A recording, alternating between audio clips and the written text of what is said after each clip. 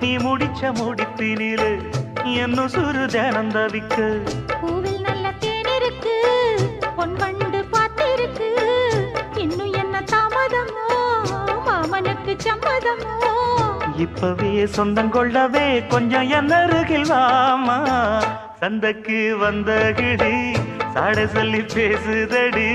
சந்தைக்கு வந்த மச்சான் சாட சொல்லி பேசுவதே முத்தம்மா முத்தம்மா பக்கம் வர வெக்கமா சொல்லவா